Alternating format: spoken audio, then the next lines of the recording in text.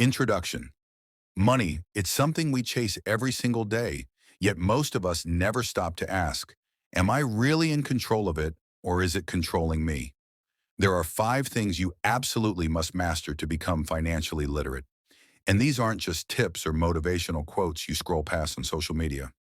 No, these are the daily habits, the unshakable principles, the mindset shifts that will decide whether you spend your life working for money or whether money will work for you.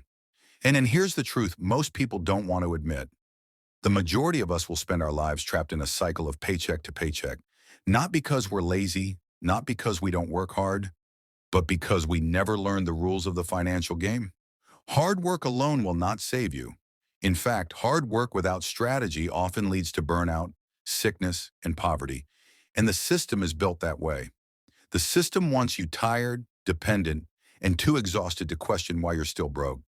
But imagine for a second, waking up one morning knowing you're free to decide what to do with your time, your energy, and your money. Free to walk away from a job you hate.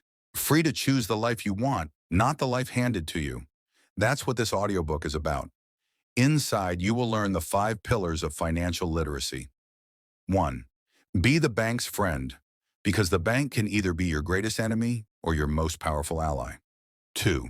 Master both hard skills and soft skills, the tools that make you valuable and the communication that makes you unstoppable.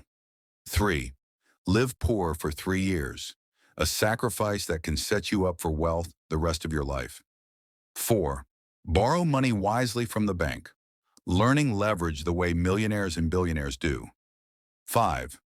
Learn how to use small debts to get rich. This is the roadmap, the same one that self-made millionaires and billionaires quietly follow. The steps are deliberate, and they must be mastered in order.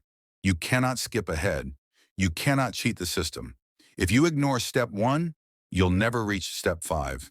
And before we dive deep into these steps, we start with something even more important, the single most crucial financial lesson of your life.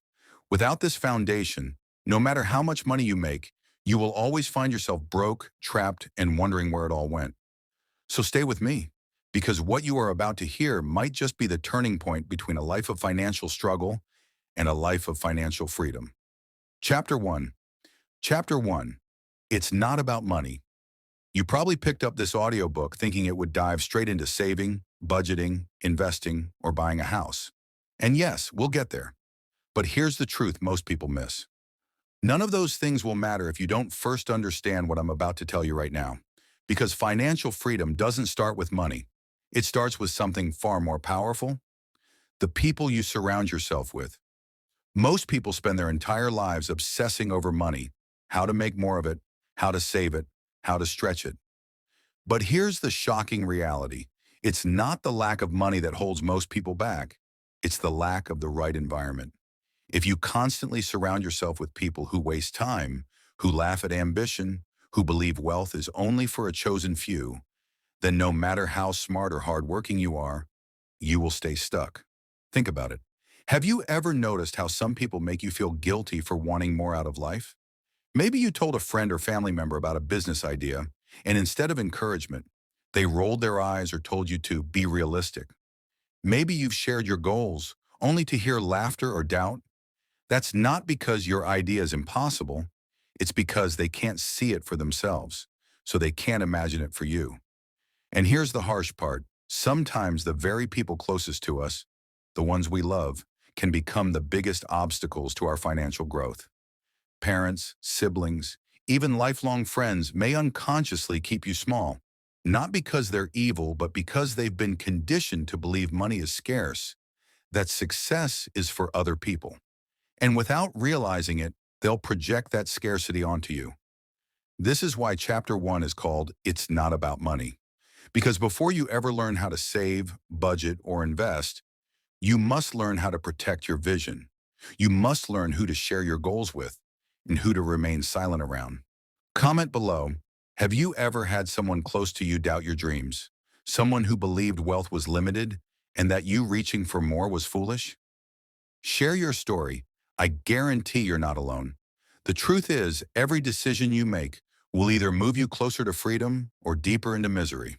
And the wrong company can quietly poison your mindset, influence your decisions, and push you toward regret. So remember this. Before you fix your money, fix your circle. Because if you don't, you'll never truly escape the trap the system has laid for you. 8 people you should avoid if you want to be rich.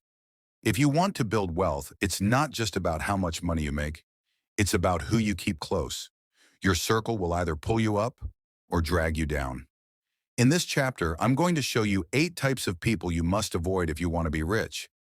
Each one can poison your financial future, sometimes without you even realizing it. 1. The irresponsible. This person spends every paycheck before the weekend is over. No savings, no discipline, just excuses. I knew a man named Derek who was always broke by Monday. 5 years later, he was still in debt with nothing to show for all the money he earned. Stay around people like him, and their bad habits become yours. 2. The 9-to-5 only thinker. There's nothing wrong with having a job, but some people believe it's the only way to make money. James worked at a factory for 15 years. When he got laid off, he had no backup plan. His entire financial life collapsed. If you only think in terms of one paycheck, you'll always be one step away from disaster. 3. The gold digger. This person doesn't want to build wealth. They want to drain it. Sarah dated men for money, not love. The moment the cash stopped, so did her loyalty. If you let someone like this into your life, you'll spend everything trying to keep them happy and end up empty. 4. The entertainer. They live for fun, clubs, vacations, gadgets. But behind the scenes, their credit cards are maxed out. Michael threw the best parties and wore the best clothes, but at the end of every year, his bank account read 0. Be careful. Fun today can become regret tomorrow. 5. The pessimist. No matter what idea you share, they'll tell you why it won't work. I once mentioned starting a business to a friend. He listed 10 reasons it would fail. That same business later became profitable, but he was still stuck complaining about life. Their doubt can kill your dreams before they even start. 6. The victim. This person always blames someone else. The government, their boss, the economy, but never themselves. Lisa always said she was broke, but every time she got money, she wasted it. Victims never grow, and if you stay close, you'll start making excuses instead of progress. 7. The show-off. They look rich, but it's all fake. Fancy cars, designer clothes, luxury apartments, all on debt. Daniel financed a car he couldn't afford just to impress people. Half his paycheck went to payments, leaving him stressed and broke. Competing with show-offs will ruin you. 8. The comfortable. This one's tricky. They're not reckless, not negative, not show-offs, but they settle. They believe good enough is good enough. They'll tell you not to dream too big, not to take risks, not to push harder. Comfort feels safe, but it kills ambition. Final lesson. Wealth isn't only about numbers. It's about influence. If you want to be rich, protect your circle. Stay away from these 8 types of people because their mindset, their habits, and their fears will quietly become yours. The wrong people will cost you more than bad investments ever will. Chapter 2. Be the bank's best friend. When it comes to money, most people live their lives trying to impress the wrong crowd. They buy cars they can't afford, clothes they don't need, and post pictures online hoping strangers will think they're successful. But let me tell you something that might change your entire perspective. Every financial move you make in life should not be to impress people. It should be to impress the bank. Now that might sound strange at first. You might be asking, why would I want to impress the bank? Aren't banks the ones that trap people in debt? And yes, you'd be partly right. Banks do trap the financially ignorant. But here's the truth. Banks also reward the financially literate. Why banks love financially literate people. If you do your research, you'll notice something. Banks love people who understand money. These are the people who get access to bigger loans, better interest rates, and more opportunities. Why? Because they've proven they can be trusted with money. Think about it. The bank's entire business model depends on lending. That's how they make their money, not by storing yours, but by loaning it out and charging interest. And who do they want to lend to? Not the reckless, not the careless, not the irresponsible. They want people who are financially literate, people who can manage debt, grow assets, and pay them back on time. To the bank, a financially literate person isn't a risk, they're an investment. But here's the dark side. If you're financially ignorant, the bank sees you differently. You're not an investment, you're a liability.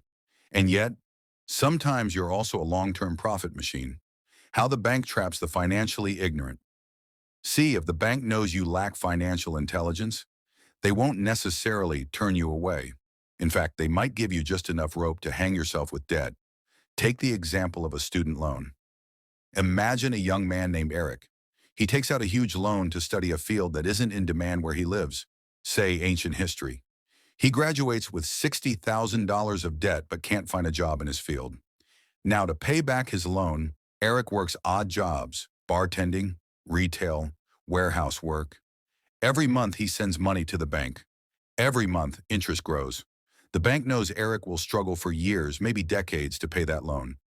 And while Eric suffers, the bank makes a steady stream of income off his ignorance. Or picture someone buying a house way beyond their means. At first, they scrape by, paying the mortgage. But one day they lose their job or face unexpected expenses. Suddenly, they fall behind. The bank collects months of payments with interest, then seizes the house. The bank doesn't lose. They resell the property while the borrower walks away broke, humiliated, and in debt for years. This is why being financially ignorant doesn't make you invisible to the bank. It makes you vulnerable. Be the bank's best friend, not its victim. So how do you avoid becoming the bank's victim? You become its best friend. In school, teachers graded us with letters, A, B, C, D, or F. Those grades told us whether we were seen as good students or bad students. In finance, banks grade us too. They don't use letters, they use credit scores, payment history, and financial behavior. They're watching to see who can manage their money wisely, who can handle debt without drowning, who can invest and multiply what they borrow, who uses other people's money to build wealth. In other words, the bank decides who gets access to bigger opportunities and who doesn't. They decide who keeps climbing financially and who stays trapped living paycheck to paycheck. And here's the twist. They don't care how good you look on Instagram, or how nice your car is, or whether you're wearing the latest designer shoes. That might impress your friends, but the bank doesn't care. The only thing the bank respects is discipline, intelligence, and proof that you can handle money. The bank is always watching. Think of it like this. Every time you spend, save, borrow, or invest, you're leaving behind a trail. The bank is watching that trail. Pay your bills on time. The bank takes note. Keep your credit cards under control. The bank takes note. Borrow money and pay it back consistently. The bank takes note. And when you need a big loan for something life-changing, a house, a business, an investment, those notes decide your future. Let's take two people as an example. John spends recklessly, maxes out credit cards, and misses payments.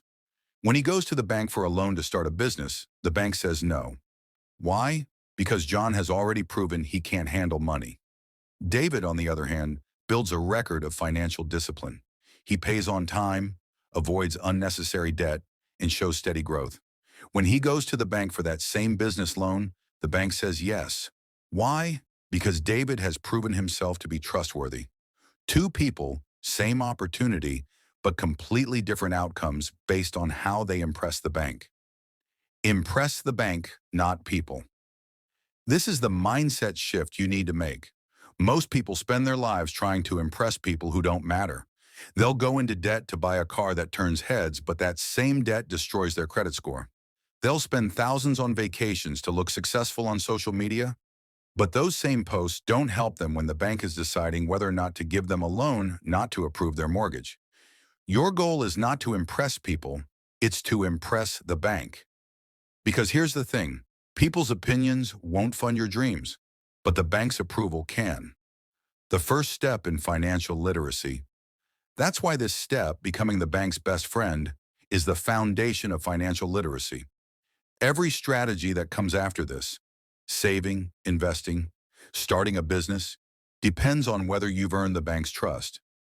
Think of it like building a relationship. If the bank sees you as reckless, careless, or ignorant, They'll either deny you opportunities or trap you in toxic debt. But if they see you as disciplined, smart, and reliable, they'll open doors that most people never get to walk through. And that's the real game of money. It's not about how much you earn in your paycheck. It's not about how expensive your car looks. It's about how much the bank trusts you. Because when the bank trusts you, you can leverage their money to build your wealth. You can use their loans to buy property, invest in business, and grow faster than you ever could with just your own income. But if the bank doesn't trust you, you're stuck. You're limited. You're forced to survive only on what you personally can earn. And that's why so many people stay trapped forever. The harsh reality. So here's the harsh truth. If you are the bank's enemy, your life will be full of debt, regret, and missed opportunities. But if you are the bank's friend, the path to financial freedom becomes much clearer. From this point on, every financial move you make should have one goal: to impress the bank, not your friends, not strangers online, not your family, the bank.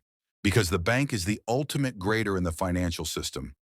They're the ones deciding who gets to own homes, who gets to build businesses, who climbs the ladder of wealth, and who stays stuck, trapped by bad debt.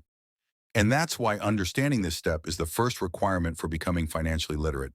So the next time you're about to make a money decision, ask yourself this: will this impress people for a moment? Or will this impress the bank for a lifetime? Choose wisely, because people's opinions fade fast, but the bank's judgment will follow you for the rest of your life. 5 ways to impress the bank. If you've ever walked into a bank with your heart pounding, wondering if they'll approve you for that loan, you know the feeling. The tension, the hope, the quiet fear of rejection. Some people walk out with a yes and better terms than they even expected. Others walk out embarrassed, told to try again later. So what separates the two? It's not luck, and it's not always about how much money you make. The truth is, banks are not impressed by flashy cars, expensive watches, or how confident you sound when you ask for money. They're impressed by something deeper: signals of trust. And there are 5 signals that matter more than all the others. These are the 5 most powerful ways to impress the bank. So powerful that if you master them, you'll find doors opening that others can't even knock on. 1. Pay on time, every single time. It sounds simple, almost too simple. But let me tell you, nothing builds trust with a bank faster than a spotless payment history. When you pay on time, every time you're telling the bank, "I keep my word." Think about it from their perspective. If someone asked you to lend them $10,000, would you hand it over without hesitation? Probably not. You'd ask yourself, can this person be trusted to pay me back? The bank is asking that same question, but they don't have to guess. They can see your record. And every late payment, every missed bill, is a warning sign. Here's the emotional truth. A single late payment doesn't just hurt your credit. It whispers to the bank that you might be unreliable. And reliability is everything. The people who impress banks the most are the ones who set up systems to make sure they never miss a beat. They automate payments, set reminders, and, even if money is tight, they communicate early with creditors rather than waiting until it's too late. That level of responsibility leaves a permanent mark. It's not glamorous. No one brags about paying their credit card bill on time. But over time, it's one of the most powerful ways to win the bank's respect. 2. Keep your credit cards on a leash. Here's something most people get wrong. It's not enough to pay on time. How much of your credit you use matters almost as much. Imagine you have a $5,000 limit on your card. If you're constantly maxing it out, even if you pay it down later, you look like someone walking a financial tightrope. But if you're only using $500 out of that $5,000, that's a power move. It tells the bank, I could spend more, but I choose not to. It's not about the money. It's about the psychology. Low utilization screams control. High utilization screams desperation. And banks always reward the person who looks like they don't need the money, because those are the safest people to lend to. Want to take this up a notch? Ask for credit limit increases every year, but don't use them. When your limit climbs and your usage stays low, your profile starts looking elite. It's like the bank giving you the keys to a sports car and you smiling, parking it in the driveway and saying, Thanks, but I'll walk. That restraint is what makes them think, this person deserves more. 3. Save cash. Like it's your armor. Banks don't like risk, and nothing lowers risk in their eyes more than cash reserves. Imagine two people applying for a mortgage. One has $500 in their savings account. The other has $20,000. Same income, same job, same credit score. Who do you think the bank trusts more? Cash is your armor. It's proof that you can take a punch and keep standing. If you lost your job tomorrow, reserves mean you could still make payments. And the bank knows that. That's why they always peek at your savings when you're asking for a loan. Here's the kicker. It's not just about having the money. It's about showing it's been sitting there. Banks love what they call seasoned funds. That means money that's been in your account for 60 to 90 days, not money you scrambled to deposit last week just to look good. So if you want to impress a bank, don't just save casually. Treat your savings like your shield. Add to it regularly, let it sit quietly, and watch how the bank treats you differently. They'll think, this person is built to survive. 4. Keep your debt-to-income ratio lean. This is one of the most powerful but least talked about signals, your debt-to-income ratio. In simple terms, it's how much of your monthly income is already promised to debts. Picture this. You earn $5,000 a month, but $3,500 of it goes to rent, car payments, credit cards, and loans. Even if you've never missed a payment, the bank looks at you and sees danger. Why? Because you're living on the edge. One small setback and you're underwater. Now imagine someone else who earns the same $5,000, but only owes $1,200 in monthly payments. The bank looks at them and thinks, safe, predictable, plenty of room for more. Keeping your DTI low is like walking into the bank with a wide smile and saying, I'm not overextended. I can handle more. And the bank, being cautious by nature, loves that. So cut unnecessary debt. Don't pile on obligations. And remember, it's not always about how much you make. It's about how much of it you actually keep. 5. Build a real relationship with the bank. This one's the secret weapon most people ignore. Banks are run by people, and people help people they know and like. Think about it. When your file is sitting on some banker's desk and it's borderline, maybe you're not a perfect candidate. What tips the scale? Often it's the fact that the banker knows you.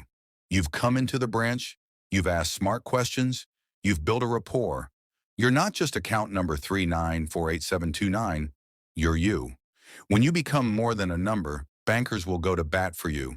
They'll suggest better products, they'll push for approvals, they'll even give you advice you wouldn't get otherwise. So don't just hide behind online banking. Walk into the branch now and then. Say hello. Schedule a quick meeting to ask how you can improve your profile. Little by little, you become someone worth helping. And when that day comes where you really need them on your side, you'll be shocked at how far a relationship goes. Out of all the ways you could impress a bank, these 5 are the heavy hitters. They're not about tricking the system or flashing wealth. They're about showing discipline, responsibility, and trust. Paying on time proves you keep your word. Low credit use proves you're disciplined. Cash reserves prove you're resilient. Low DTI proves you're safe. Relationships prove you're human, not just a number. Stack these 5 together, and suddenly the bank doesn't just say yes to you, they compete for your business. They give you cheaper loans, higher limits, and better opportunities. And here's the part most people miss. When you impress the bank, you unlock cheaper money. Cheaper money means you can buy assets instead of debts. It means you can pick up a rental property, expand a business, or invest in opportunities others can't touch, all while the bank funds the move. That's the real game, using the bank's trust to build wealth. So next time you wonder how to get ahead financially, remember this. Impress the bank first, because when the bank trusts you, the road to financial success gets a whole lot smoother. These are the fundamentals ways to impress the bank. But the rest of the audiobook will give you a guide to increase your income, understand the different types of saving account and their benefit, and learning how to use borrowed money from the bank to get rich. But in the next chapter, we are going to talk about something that most people ignore: working hard without knowing the difference between hard skills and soft skills. Chapter 3. Master hard skills and soft skills. Let's start with something simple but powerful. Skills are what give you value in life.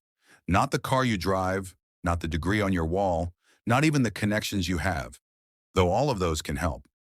At the core, what really sets you apart is what you can do. Now here's the catch. The way you invest in acquiring skills can change your life in two directions, positively or negatively. Some people climb their way to financial freedom because they mastered the right skills. Others stay stuck for decades because they spent years sharpening tools that don't pay them back. Most people make the mistake of believing that school is enough. They think, if I just study hard, get my diploma, and land a job, the rest will figure itself out. That's the trap. The truth is, school doesn't always prepare you for the kind of skills that actually bring financial success.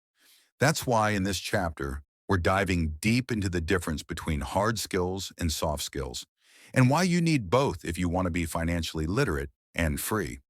The link between skills and financial literacy. Financial literacy isn't just about knowing how to budget, save, or invest. Those are outcomes. The foundation of financial literacy begins with your ability to make money consistently. Think of your bank account like a faucet. Financial literacy is partly about how you manage the flow of water, but the real question is, how do you turn the faucet on in the first place? Every single person who makes money does it in one of two ways. 1. By using hard skills. 2. By using soft skills.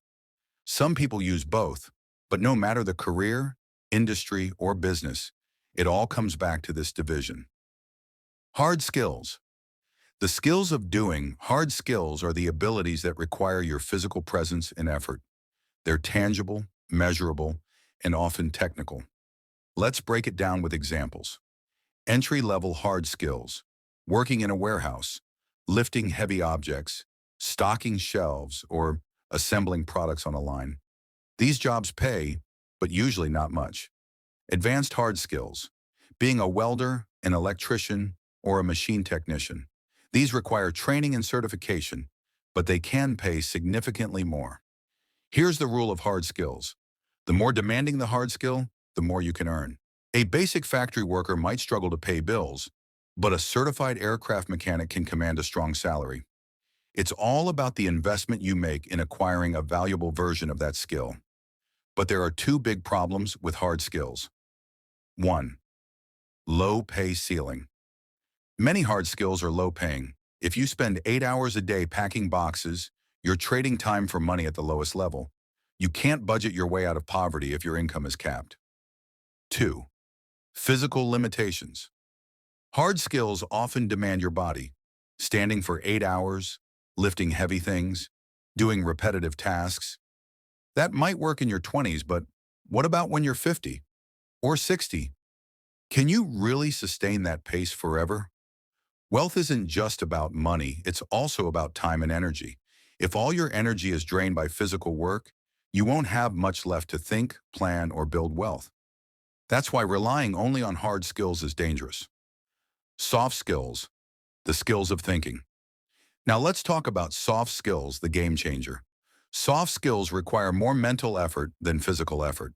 Instead of lifting boxes or repairing machines, you're using your brain, communication, and creativity. Some examples: leadership and management, guiding people, motivating teams, making decisions. Sales and persuasion, convincing someone to buy, invest, or believe in your vision. Communication, writing, speaking, negotiating. Problem solving, analyzing situations, finding solutions, adapting quickly. Here's why soft skills are so powerful. They multiply your income potential. Think about it. A warehouse worker and a sales manager might both work 40 hours a week, but the warehouse worker earns $3,000 a month, while the sales manager earns $15,000. Why? Because persuasion and leadership are more valuable to businesses than moving boxes. Even freelancers who master soft skills like copywriting, marketing, or public speaking can make more than doctors or engineers. That's not an exaggeration. It's the reality of today's economy. Why you need both. Here's the truth. Hard skills get you in the door, but soft skills open the vault. Think of a carpenter. His hard skill is building furniture, But if he also has soft skills, like marketing his work online, negotiating contracts, or managing a team, suddenly he's not just a carpenter anymore. He's a business owner. He's scalable. Financial literacy requires both. Why? Because hard skills guarantee you can produce value. Soft skills guarantee you can sell, scale, and multiply that value. If you only rely on hard skills, you'll always be limited by your time and body. If you only rely on soft skills without substance, you'll risk being all talk. The sweet spot is learning to balance both. The trap of ignoring soft skills. Most people don't realize this, but society often conditions us to focus on hard skills. School teaches you to do the work. Jobs reward you for following instructions. But here's the uncomfortable truth. The highest paid people in the world are rarely the ones doing the hardest physical work. The CEO isn't on the factory floor. The entrepreneur isn't coding every line of their app. The investor isn't out there mining gold. They use soft skills, vision, strategy, leadership, persuasion to direct resources and people. And because those skills are harder to teach and rarer to find, they pay more. This is why entire generations get stuck. They master hard skills but never invest in the soft ones that actually move them up the financial ladder. Building wealth through skills. So how does all this connect to building wealth? Let's imagine two people.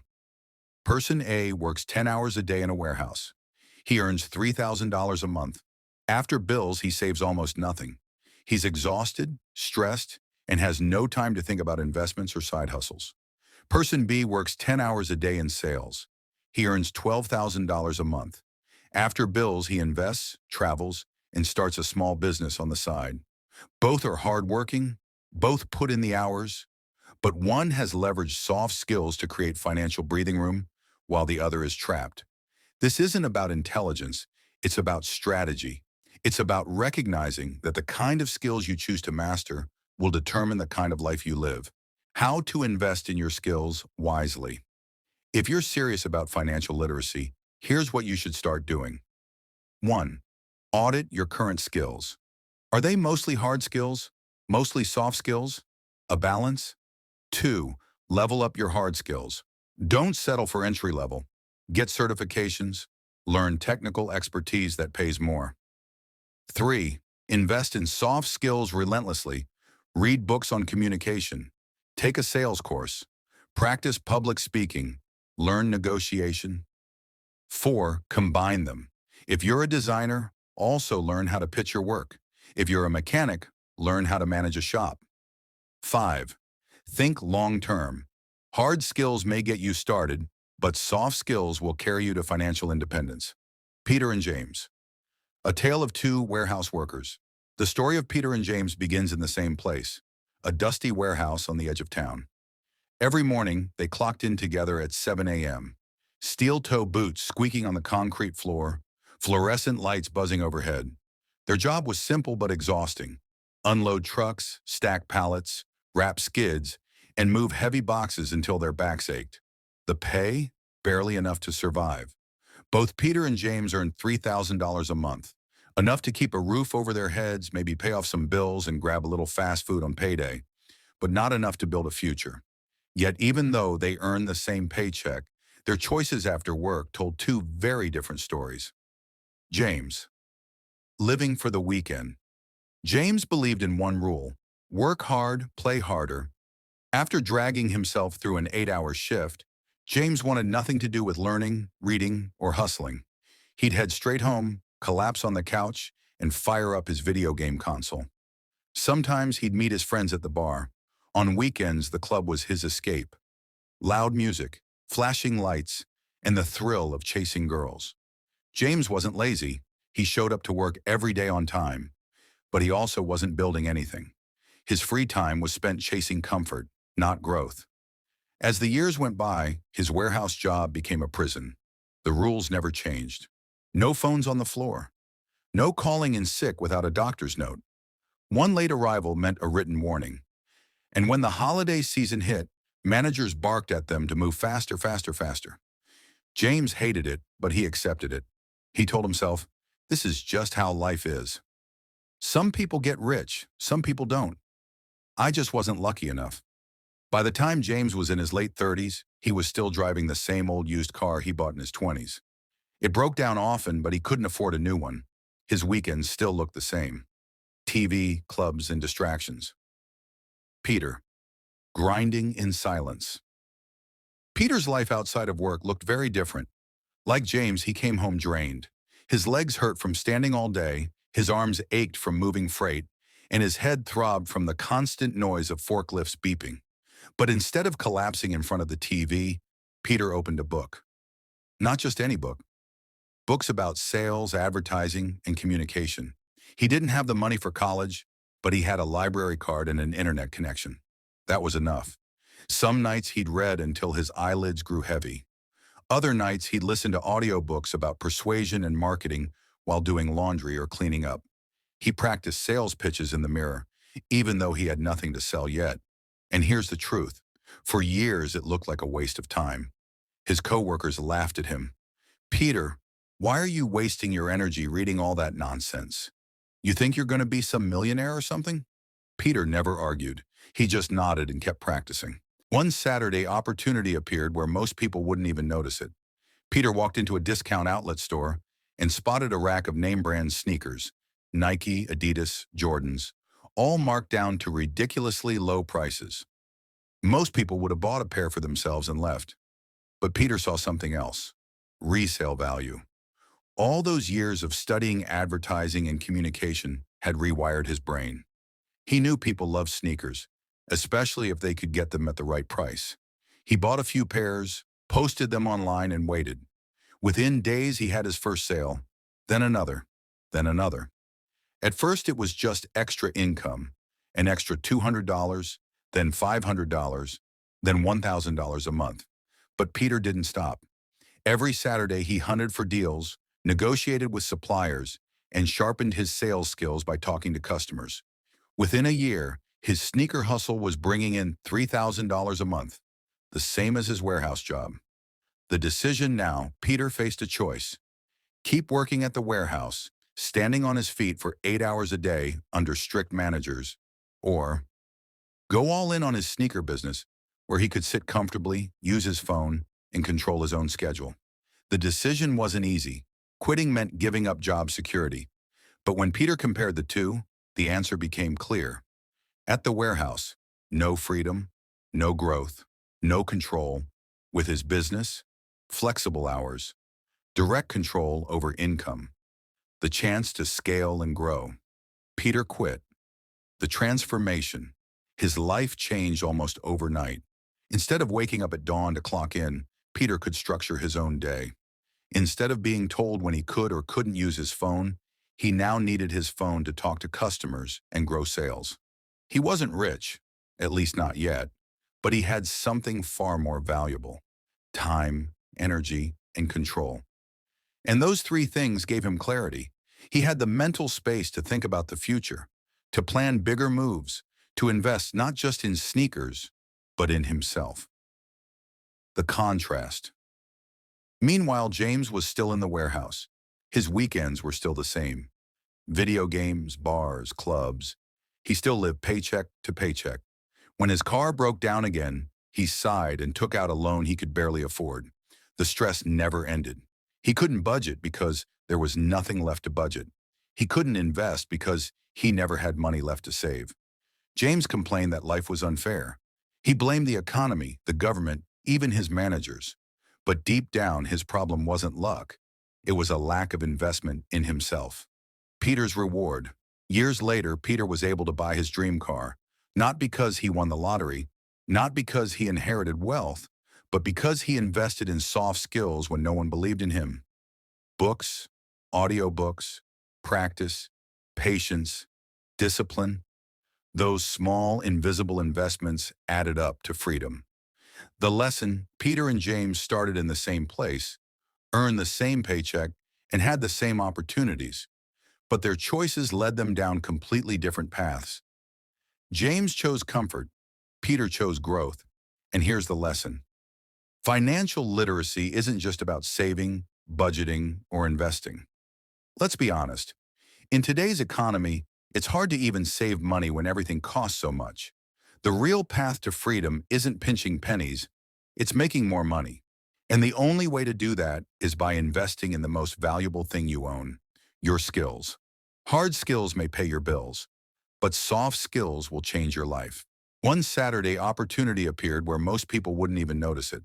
Peter walked into a discount outlet store and spotted a rack of name-brand sneakers, Nike, Adidas, Jordans, all marked down to ridiculously low prices.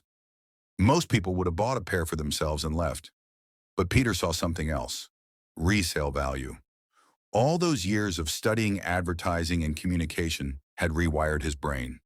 He knew people loved sneakers, especially if they could get them at the right price. He bought a few pairs, posted them online, and waited.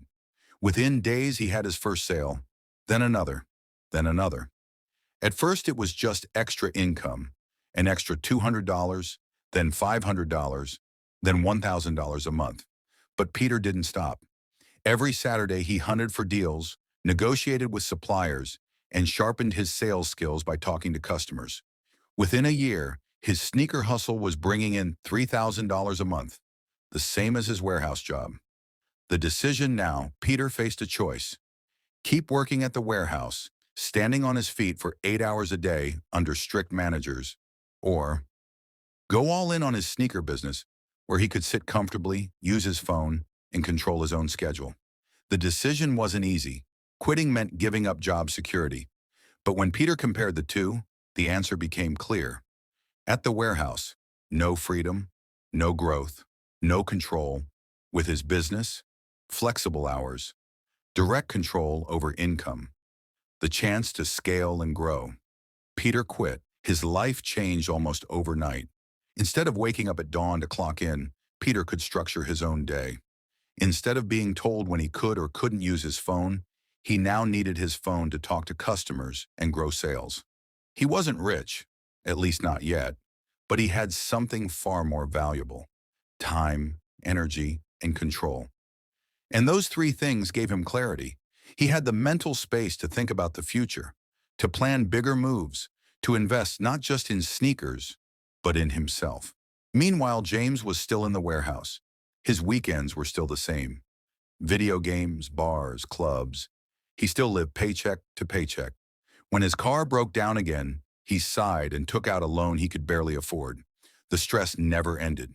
He couldn't budget because there was nothing left to budget. He couldn't invest because he never had money left to save. James complained that life was unfair. He blamed the economy, the government, even his managers. But deep down, his problem wasn't luck. It was a lack of investment in himself. Peter's reward. Years later, Peter was able to buy his dream car, not because he won the lottery, not because he inherited wealth, but because he invested in soft skills when no one believed in him. Books, audiobooks, practice, patience, discipline. Those small, invisible investments added up to freedom. The lesson: Peter and James started in the same place, earned the same paycheck, and had the same opportunities, but their choices led them down completely different paths. James chose comfort, Peter chose growth. And here's the lesson: financial literacy isn't just about saving, budgeting, or investing. Let's be honest. In today's economy, it's hard to even save money when everything costs so much. The real path to freedom isn't pinching pennies, it's making more money. And the only way to do that is by investing in the most valuable thing you own, your skills. Hard skills may pay your bills, but soft skills will change your life. Now let's face a harsh reality about developing soft skills. Unlike hard skills, soft skills don't give you that instant gratification. With hard skills, you can usually see progress right away. You learn how to operate a machine, fix a car, or perform a task. And you can point to something tangible and say, "I did that." The reward is immediate. But soft skills, they're different. They take time, sometimes years. Developing strong communication, confidence, leadership, or negotiation isn't something you can measure overnight. It requires patience, consistent practice, and even subconscious reprogramming. You might read books, listen to mentors, practice in conversations, and still feel like nothing has changed. But slowly, almost invisibly, your brain rewires. One day you notice you're calmer under pressure, or that people actually listen when you speak, or that opportunities come your way because others trust you. That's the hidden power of soft skills. They compound over time, like interest in a bank account. And here's the problem. Most people never get there. Why? Because hard skills eat up most of our time and energy. Think about it. 8, 10, sometimes 12 hours a day spent working jobs that require constant physical or technical effort. By the time you get home, you're too drained to invest in yourself. You collapse in front of the TV, scroll through your phone, or just prepare to do it all over again the next day. This isn't by accident, it's by design. The system was built this way. It trains you to focus only on hard skills because hard skills keep you busy and replaceable. They keep you running on the hamster wheel. Meanwhile, the people who escape the trap are the ones who break the pattern and carve out time to invest in their soft skills, even when it feels like nothing is happening. That's why so few people rise above, because mastering soft skills requires long-term vision in a world that pushes you to only think about short-term survival. Chapter 4. Borrow money wisely from the bank. If you've made it a habit to grow your income, not just through hard skills, but also through soft skills, then your next move is everything. Because here's the truth. If you make the right financial decision after increasing your income, you may never need to work again for the rest of your life. Do you remember when I said that every financial move you make should be designed to impress the bank? That wasn't just a catchy line, it's a blueprint. Banks love people who know how to handle money. They reward those who can prove two things. 1. You can grow your income. 2. You can control your expenses. When the bank sees this, when they recognize that you are financially literate, something powerful happens. They begin to trust you. And once you earn the trust of the bank, you unlock a lifetime partnership because banks are always looking for people they can fund. Now think about it. Every successful startup, every massive empire you've ever admired started with funding. Some entrepreneurs go to angel investors, others look for venture capital. But the easiest, most traditional, and most reliable partner has always been the bank. That's why this chapter is called Borrow Money Wisely from the Bank. Notice the word wisely. This doesn't mean taking out a personal loan to overspend on cars, vacations, or flashy luxuries. That's how people trap themselves in debt. Instead, every loan you take should have one purpose: to make you richer. To drive this point home, let me share a story. It's the story of a billionaire who built an empire, not with piles of cash sitting in his account, but with something far more strategic: the bank's money. This man understood a truth that most people never learn. You don't get rich by only working for money. You get rich by using money to work for you. And sometimes the money you use doesn't even have to be yours. By borrowing wisely, he created a real estate empire that stretched across cities. He took loans not to buy liabilities, but to acquire assets. Perfect choice. Dan Gilbert's story is a masterclass in how to leverage the bank's money to create wealth. Dan Gilbert, the power of using the bank's money to build wealth. There's a secret the wealthy have mastered for generations. A secret that separates the people who stay stuck working for money from the people who make money work for them. And few stories explain it better than that of billionaire Dan Gilbert, the man behind Rocket Mortgage. Gilbert didn't start out rich. He didn't inherit billions. He didn't even build wealth by working harder than everyone else. His power came from understanding one principle: the bank's money is more powerful than your own. From humble beginnings to big ideas. Dan Gilbert grew up in Michigan. He wasn't born into wealth or privilege. Like most young men, he had dreams of building something big, but he knew one simple truth: his own savings would never be enough to create the kind of empire he envisioned. So instead of waiting until he had millions saved up, Gilbert learned to use something smarter: other people's money, specifically the banks. In 1985, he co-founded Rock Financial, a small mortgage lender. At that time, he didn't have endless cash reserves to hand out mortgages himself. But he didn't need to. The business model of mortgage lending relies on one thing: borrowing from the bank at one rate and lending it out at a slightly higher rate. That spread, the difference between what you borrow and what you lend, is profit. The bank as a partner, not a master. Here's the mindset shift Gilbert understood early on. The bank is not your enemy. The bank is not just a place to store money. The bank is a partner. When most people think of the bank, they think of loans for cars, credit cards, or maybe a mortgage on their house. But Gilbert saw the bigger picture. He realized that if the bank trusted him, if the bank saw him as financially literate and disciplined, they would keep giving him access to capital. And that access to capital meant he could grow faster than his competitors, who relied only on their own savings. Think about it like this. If you have $10,000 saved, you can only invest $10,000. But if the bank gives you $10,000, $100,000, suddenly you're playing at a much higher level. Gilbert mastered this game. He proved to the bank that he could handle money responsibly, and in return, the bank kept funding him. Building Rock Financial. Rock Financial started small, but Gilbert and his team were relentless. They didn't just issue loans, they focused on making the mortgage process simpler, more efficient, and customer-friendly. As the business grew, Gilbert kept reinvesting, not just profits, but borrowed capital.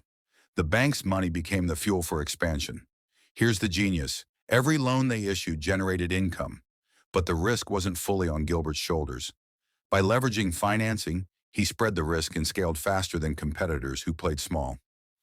By the late 1990s, Rock Financial had grown into one of the largest independent mortgage lenders in the country. And when the internet age arrived, Gilbert was one of the first to spot the opportunity. He moved his business online and rebranded as Quicken Loans. This bold move, funded once again by the bank's money, changed everything. Quicken Loans revolutionized mortgage lending, making it faster and more accessible. Rocket Mortgage and billionaire status. Fast forward to the 2000s and 2010s, and Gilbert's company continued to dominate. Eventually, Quicken Loans evolved into Rocket Mortgage, the nation's largest mortgage lender. In 2020, when Rocket companies went public, Dan Gilbert's net worth skyrocketed. Overnight, he added more than $30 billion to his fortune, placing him among the richest people in America. But here's the key point. He didn't do it by stacking his paychecks in a savings account. He did it by leveraging the bank's money. Every step of his empire was built on understanding how loans, credit, and leverage could be used to create assets that generated more wealth. The lesson, borrowing wisely. Now let's pause, because here's where most people get it wrong. They hear borrow money and immediately think of credit card debt, car loans, or personal loans used for luxuries. That's not borrowing wisely. That's financial suicide. Dan Gilbert didn't borrow money to buy liabilities. He borrowed money to buy assets. What's the difference? Liabilities take money out of your pocket every month. A car loan, a fancy vacation, or an oversized house drains you. Assets put money into your pocket every month. Rental properties, mortgage loans, businesses. These generate income. Gilbert used the bank's money to build assets. Assets that paid him over and over again. Why this works? The power of using the bank's money comes down to leverage. Imagine you want to buy a property worth $1 million. If you wait to save the entire million, it could take you decades. But if the bank gives you $800,000 and you only put down $200,000, you now control $1 million property with just a fraction of the cost. If that property produces rental income and appreciates in value, you're making money on the full million, not just your $200,000. That's leverage. Now multiply that by dozens, hundreds, or thousands of properties, and you see how billionaires are made. Applying Gilbert's strategy to your life, you may not be starting a billion-dollar mortgage company tomorrow, but the principle still applies. If you've increased your income through hard skills and soft skills, your next step is to prove to the bank that you can manage money. Keep your expenses low, grow your savings, and build trust. Once the bank sees you as financially literate, they'll open doors. Credit lines, business loans, real estate financing, all become available. But here's the key. Never borrow to get poorer. Only borrow to get richer. Borrow to buy a rental property. Borrow to start a business that generates income. Borrow to invest in things that pay you back. If you do this consistently, you'll move from working for money to having money work for you. Dan Gilbert's legacy. Dan Gilbert's story is more than just about mortgages. It's about mindset. It's about understanding that wealth isn't built by hoarding cash. It's built by multiplying it. He took something most people fear, debt, and turned it into a weapon. Not reckless debt, not consumer debt, but strategic, controlled borrowing that built an empire. Today, Gilbert isn't just known for Rocket Mortgage. He's also revitalized downtown Detroit through his investment firm, Rock Ventures. He owns the NBA's Cleveland Cavaliers. He's turned his fortune into influence, opportunity, and legacy. And it all started with understanding one thing: the power of using the bank's money to build wealth. Final thoughts. So here's the takeaway. Don't think of the bank as an enemy. Don't think of debt as a curse. Think of them as tools. Tools that, when used wisely, can change your life. Dan Gilbert mastered those tools. He proved to the bank he was financially literate. He borrowed to buy assets, not liabilities. And he scaled those assets into a billion-dollar empire. If you want financial freedom, study his example. Because the truth is, you may never save your way to wealth, but you can borrow your way there if you do it wisely. Chapter 5. How to become financially free with small debts. When most people hear the word debt, they freeze. They think about stress, collection calls, bankruptcy, or falling into a financial trap. And to be fair, that's true for a lot of people, because most people use debt recklessly. They borrow money to buy things that make them look rich, instead of things that make them become rich. But what the banks don't want you to realize is this: debt can actually be your greatest tool for financial freedom, if you know how to use it on a small scale first. You don't start by borrowing millions. You don't even start by borrowing hundreds of thousands. You start small. You use tiny amounts of debt the way a boxer uses sparring matches, to train, to build muscle, and to impress the people watching. And the people watching you most closely are the banks. Every payment you make, every loan you handle responsibly, tells the bank something powerful: I can be trusted with more. So in this chapter, we'll go deep into 3 creative strategies to get rich with small debts. These are not the cliche, use debt to buy real estate tips you've heard 1,000 times. These are strategies almost nobody talks about because they require patience, discipline, and long-term thinking. Let's break them down one by one. 1. The credit flip, turning small loans into big opportunities. Imagine this. You borrow $3,000 from the bank. That's not a fortune. Most people could spend that in a weekend on a vacation or blow it on gadgets that lose value the moment you swipe your card. But instead, you make a different move. You treat this $3,000 as a test. You don't use it recklessly. Umiiwas, yeah, you plan. Maybe you put a portion into a small business experiment, or you simply let it sit in your account while you keep making payments. What matters is this: every month, you repay the debt early. Now here's where the magic happens. Banks track patterns. If you consistently borrow small amounts of money and pay it back faster than required, you become a signal. The signal says this person is low risk. They can handle more. Do this a few times, maybe a $3,000 loan, then a $5,000 loan, then a $7,500 loan. And suddenly the bank is offering you $30,000 at a lower interest rate. Why? Because you flipped the script. You didn't treat debt as a weight pulling you down. You treated it like a trampoline, bouncing you higher each time. And here's the controversial truth: you don't even have to use all that borrowed money. Sometimes the smartest move is just showing the bank you can pay it back. That credibility is worth more than the loan itself. Because once the banks trust you, you unlock access to cheap money. The kind of money that funds businesses, real estate, or investments that the average person can't touch. Think about it. Wealthy people aren't rich because they spend their own money. They're rich because they spend other people's money, usually borrowed at a rate so low it feels almost free. The credit flip is how you get into that game. 2. Debt recycling for cash flow, making borrowed money work, while yours grows. This one is sneaky, and almost nobody talks about it. Debt recycling is all about switching roles. Instead of using your own income to pay bills, you use small debt for expenses while you invest your actual income into assets. Here's an example.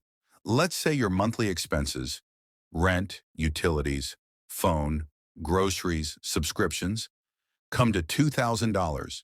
Instead of paying them directly from your paycheck, you use a small loan or line of credit to cover them. Meanwhile, your actual paycheck goes into an index fund, dividend stocks, or even a business project that grows month by month. What happens? Your debt becomes temporary, but your money begins compounding. After a year, maybe your investments have grown by 8 to 10%. That's money you wouldn't have had if you were draining your paycheck on bills every month. Now here's the kicker. Those investments can start generating cash flow. Dividends, small business income, or capital gains can gradually cover the interest on your debts. Over time, they can even wipe out the debt completely, while leaving your growing assets untouched. It's like swapping roles. Instead of being a slave to your bills, you make your debt work for you while your real money builds wealth behind the scenes. Of course, this requires discipline. You can't just borrow for Netflix and parties and expect to win. You need to treat your paycheck like sacred seed money, untouchable, invested smartly, while the debt buys you time and breathing room. Most people would never dare to do this. They'd panic at the thought of using debt for daily expenses. But if done correctly, this method forces you into the mindset of an investor. Every dollar of debt is a bridge to your financial independence, not a hole in your pocket. 3. The bank test business. Training the system to see you as a winner. Now let's talk about the most powerful but overlooked strategy, the bank test business. Imagine you have $10,000 in savings. You want to start a side hustle. Most people would dip into their savings, spend the $10,000 and hope for the best. But there's a smarter move. Borrow $5,000 from the bank instead. Why? Because you're running a test. Not just on the business idea, but on how the bank views you. Here's the psychology. Banks aren't impressed by how much cash you personally have. They're impressed by how well you can manage their money. By launching your side hustle with borrowed funds, even if you could have paid cash, you're sending a signal. I can grow money that isn't mine. Maybe you start a vending machine route, a small cleaning service, or an e-commerce dropshipping store. Something simple, manageable, and scalable. You track every expense, you repay the debt on time, and you reinvest the profits. Even if the business only earns a modest profit, the real win is what happens in the background. Your credit score strengthens, your borrowing history improves, and the bank starts flagging you as a builder.